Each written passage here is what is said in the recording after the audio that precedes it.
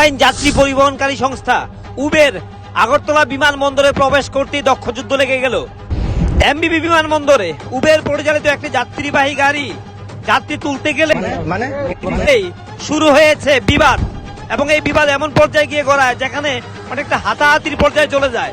তবে চালকদের বক্তব্য অনুযায়ী পরিবহন দপ্তরের নিয়মের বেড়াজালেই এই ঝামেলা তৈরি।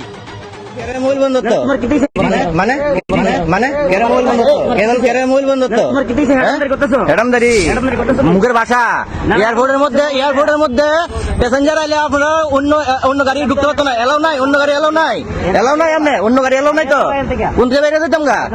এটা আপনার জায়গা, আপনার জায়গা নিটা নতুন আমি আপনার কাছে গেছি, আমি ডেকে আনছি। আপনার কি প্রবলেম?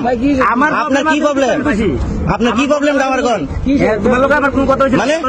তুমি আবার আপনার মর্জি মাফিক আপনার ভাড়া চাইবেন, আপনার কাছে চাইতাম না, ঠিক আপনি কি লিখে ইয়ে করবেন? আমি বেশি যদি